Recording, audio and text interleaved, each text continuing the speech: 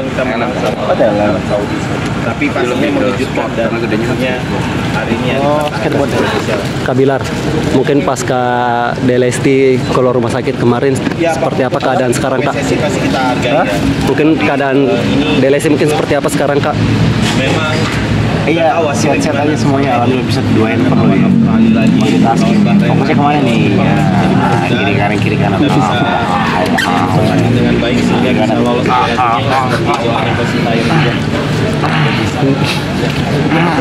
Kalau begitu sih Kak. Ini lagi enak pulang ke rumah, namun memang harus istirahat, bed rest total. Karena sebetulnya masih harus dirawat dan masih harus dalam monitoring dokter. Karena memang kemarin sempat bukan pertama, namun memang karena kondisi kehamilan masih di usia 33 minggu, dokter bilang itu masih belum cukup untuk dilakukan tindakan ceto. Makanya kemarin disuntik pematang paru sebanyak 4 kali dan kemudian saya dirawat inap beberapa hari di rumah sakit. Namun karena memang ya tahu sendiri kan istri saya gampang bete, bosan gitu. Akhirnya memutuskan kita untuk pulang istirahat di rumah aja. Sambil kita tetap kontrol lewat by phone, tetap konsultasi, dan kalau ada apa-apa kita update ke dokter Nana yang memang menangani Lesti udah 2 kali ya. Kita kemarin dari rumah sakit Brawijaya juga. Oke. Jadi mungkin dari dokter sendiri mungkin untuk perkiraan Ade bersalin sendiri itu kapan tuh Bang kepastiannya mungkin? Belum tahu, duduknya di bulan 2.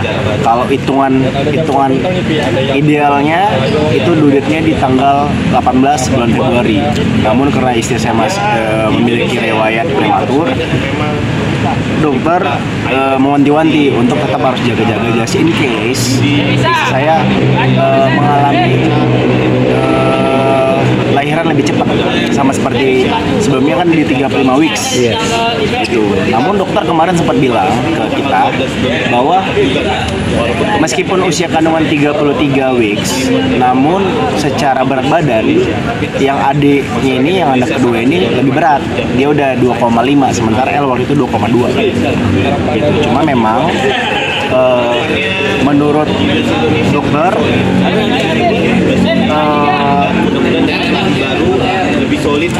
lebih baik cukup umur daripada cukup berat, daripada ada usia yang 33 weeks berat dengan berat 2,7. Lebih baik yang di berat 2 kilo pas, tapi umurnya sudah cukup, ada umur mungkin sekitar 37 weeks atau 38 lah idealnya. Oke. Kak Bilar, mungkin minta tanggapan Kak Bilar juga nih soal pemecatan STY tadi oleh PSSI. Mungkin tanggapan kakak seperti apa?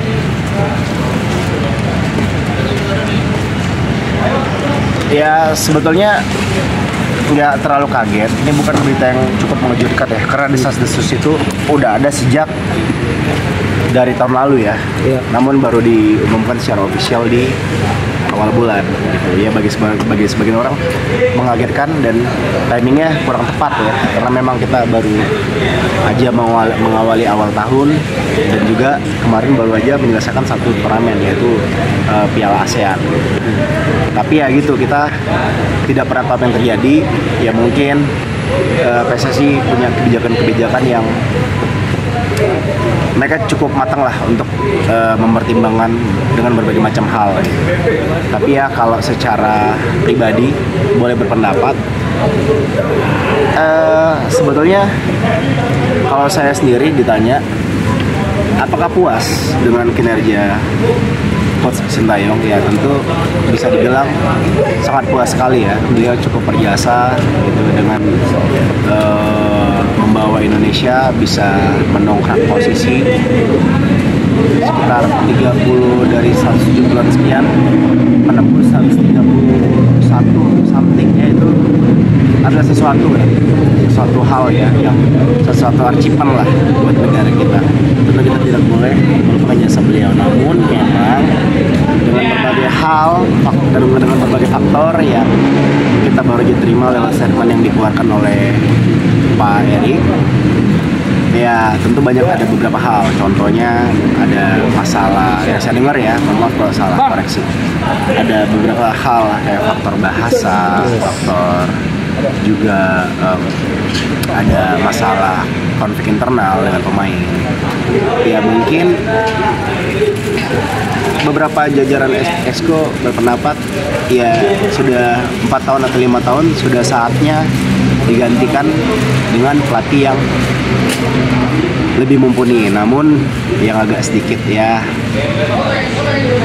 kita juga kaget ya, saya juga pikir dengan kehilangan ST sebetulnya ya sudah biasa gitu terjadi ya dalam sebuah tim, baik itu negara maupun klub bola. Pergantian pelatih itu sudah biasa, pergantian di tengah kompetisi itu hal yang biasa, lumrah. Namun kita kan juga sebagai masyarakat juga sudah bisa menilai ya, maksudnya secara kapasitas kandidat pelatih yang cocok menangani timnas dengan materi yang ada, apakah layak gitu untuk menjadi nakoda di tim yang menurut saya sih dengan skuad yang cukup mewah. Namun kabar yang baru yang saya dapatkan, pelatihnya adalah PT Kluivert ya, pelatih yang bisa dibilang ya kurang pengalaman, satu jam terbangnya udah jelas kurang baik di tim nasional. Kemarin saya dengar juga, saya baca juga terakhir melatih tim bola dan udah nganggur 2 tahun. Timnas yang dilatih juga Curaçao yang memang kurang begitu terdengar ya kiprahnya ya di pertandingan internasional.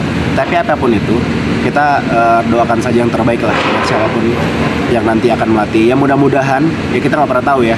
Ada beberapa pelatih yang secara taktikal mungkin tidak spesial, mungkin tidak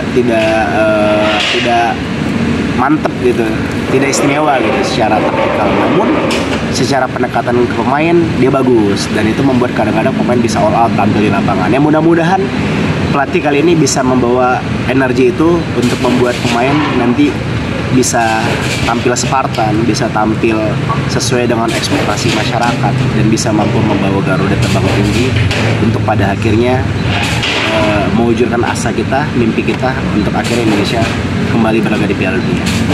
Dengan dinamika yang setelah dulu Hindia Belanda namanya. Terus saya dibilang kapan Indonesia? Ini santai lu. Pernah tahun 50-an kalau nggak salah, Hindia Belanda namanya. 54 kalau nggak salah. Terus? Oke bang, dengan dinamika yang terjadi di Federasi Bola Indonesia kayak Pak Erik loh, dinamika. Artinya kamu sendiri merasa kecewa nggak sih dengan keputusan itu tadi dan pergantian pelatih yang tadi seperti kamu bilang bahwa kurang mumpuni? Itu tadi saya bilang dengan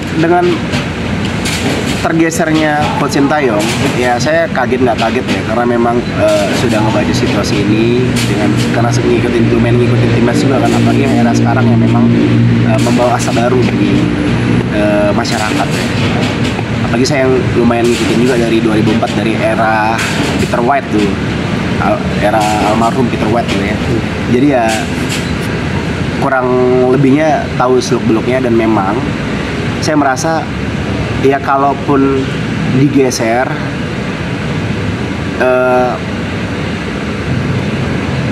ya tidak cukup menerima dengan catatan penggantinya harus pengganti yang minimal sepadan, atau ya syukur-syukur secara pengalaman, secara kualitas ya di atas Coach Sintayong lah. Karena suksesor ini kan kali ini membawa beban yang lebih berat ya tentunya ya.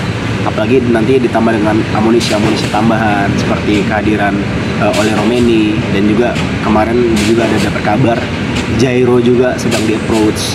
Jadi ya ini menjadi beban tersendiri bagi suksesor Sintayong gitu. Ya itu yang membuat saya kecewa sih sedikit adalah keputusan untuk pengganti Sintayong itu menurut saya kurang sepadan gitu dengan Coach Sintayong. Dan juga memang sebagian masyarakat juga menilai kenapa di tengah kompetisi. Menurut saya di tengah kompetisi juga banyak kok, kayak Roberto Mancini kemarin kan sempat di tengah kompetisi gitu. Dan memang ya menurut saya apa yang disampaikan Pak Erik masih make sense ya untuk kita masih bisa saya terima lah alasannya, karena keputusan ini sebetulnya sudah diambil dari sejak lawan China, dimana ya memang ada beberapa keputusan yang membuat kita agak sedikit bertanya-tanya ya dengan kebijakan pelatih Coach Sintayong saat itu ya. Sedang ramai juga dan kemudian karena memang jangka waktunya cukup mepet, di mana dari jarak pertandingan lawan Cina ke Jepang itu sekitar sebulan. Jadi dengan dilakukan pergantian pelatih saat itu kurang tepat timingnya. Nah, ya itu menurut alasan mereka, dan menurut saya itu masih make sense. Dan sekarang pun ini kan lebih panjang, persiapannya lebih panjang. Ya, lebih panjang namun juga termasuk tipis ya untuk kita melakukan persiapan 2,5 bulan. Artinya cukup pendek juga untuk nantinya pemain akan membangun chemistry kembali. Namun sebetulnya kalau untuk membangun chemistry menurut saya sih menurut saya kita tuh bayangin, kita setiap match FIFA itu selalu menambah pemain baru, dan artinya itu kan kita harus mereset chemistry lagi, pemain baru harus adaptasi lagi. Jadi menurut saya tidak menjadi alasan sih kalau soal chemistry, karena pada akhirnya kan kita harus kedatangan pemain baru, dan akhirnya setiap pertandingan kita harus membangun chemistry lagi. Toh juga PR menurut saya sih PR pelatih baru itu bukan membangun chemistry yang sudah terbangun sih menurut saya. PR pelatih baru adalah yang lebih bersifat lebih ke teknis. Bagaimana membangun taktikal, bagaimana mempersiapkan analisa pertandingan melawan 4 pertandingan yang akan sangat menentukan langkah kiprah kita di sini ya. Karena kita akan away ke Jepang dan kita akan berusaha untuk membalaskan kekalahan kita dan hasil yang kurang maksimal melawan Bahrain dan Cina ya. Jadi pembuktiannya adalah bagaimana taktikal. Kalau menurut saya chemistry sih para pemain, menurut saya dengan kita mengkombinasikan beberapa pemain yang sering bareng mainnya, dan dengan beberapa pemain diaspora yang memang bermain di satu liga yang sama, kan kebanyakan kita mainnya di Liga Belanda ya. Jadi menurut saya itu bukan PR yang sulit ya, apalagi pelatihnya PT Kluivert ya. Jadi persoalan PR utama bagi dia menurut saya sih, mohon maaf kalau saya salah ya, lebih ke faktor taktikal aja sih. Chemistry mah itu dengan sendirinya lah nanti di lapangan. Oke Bang Wilam, singkat aja nih, mungkin untuk peluang timnas dengan hadirnya Patrick, kamu masih optimis kah untuk melanggang ke Piala Dunia?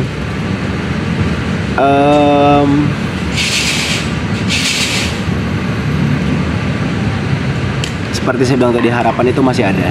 Sekarang kita panjatkan doa sebesar mungkin dengan tetap menurunkan ekspektasi, namun kita kencangkan doa untuk pelatih baru kali ini. Kans masih sangat besar. Kita masih di peringkat 3 dengan selisih cuma 1 poin dari Australia yang akan kita hadapi nanti di kandangnya, kalau nggak salah di Sydney atau di Melbourne, saya lupa. Jadi ya peluangnya cukup besar, apalagi dengan kehadiran beberapa tambahan materi ya. Tapi inilah PR-nya, inilah bagaimana kita nanti melihat ya. Saya sih penasaran dengan seandainya kan saya tadi saat menunjukkan Kluivert tadi lagi melihat ada nggak FIFA match di luar pertandingan qualifier, ternyata nggak ada. Tadi saya pikir mudah-mudahan ada pertandingan international friendly gitu, jadi kita bisa mengukur secara taktikal dan kita bisa tahu nih gameplaynya dia seperti apa gitu. Tapi ya itu kita nggak punya waktu ya, mungkin persiapan nanti 6 hari sebelum match kayaknya. Ya mudah-mudahan dengan persiapan yang singkat, namun ya mudah-mudahan Patrick Kluivert juga punya cara ya untuk bisa untuk bisa menjaga chemistry yang sudah terbangun, menjaga pondasi yang sudah ada. Karena menurut saya ini pondasi kita udah cukup kuat ya, dengan pondasi yang sudah dipersiapkan oleh Coach Sintayong, dengan beberapa pilar yang sudah ada ya. Mudah-mudahan nantinya kita masih bisa bermain seperti di lawan Arab kemarin lah gitu. Karena memang tentunya pasti dengan adanya PT Kluivert nanti tidak serta-merta jajaran kepelatihan Kluivert yang bawa. Sepenglihatan saya pasti akan ada nanti juga beberapa nama yang memang sudah pernah hadir sebelumnya di timnas. Mungkin ada Coach Nova yang memang sudah memahami seluk-beluk timnas, seluk-beluk pemain. Ada juga manajer ya, manajer Pak siapa yang polisi? Hah? Lupa saya. PSSI. Iya, manajer timnas. Muharji bukan? Iya, Pak Muharji ya, Pak Muharji ya. Jadi saya rasa ya mungkin setelah penunjukan nanti ya kita lihat lah pendekatannya seperti apa. PR-nya tentu banyak, namun kita sama-sama mudah-mudahan bismillah nanti kalau nggak salah di 11 Maret itu lawan Australia. Iya, 11 Maret. Lawan Australia lagi di kandangnya. Ya sebetulnya kalau tadi mungkin pelatihnya Schalibur, saya tadi berpikir kandidatnya ada Van Bronckhorst, mungkin Louis van Gaal di sisa-sisa di sisa-sisa kemampuannya kan masih ada gitu. Atau mungkin Erik ten Hag ya yang baru aja dipecat dari Manchester United.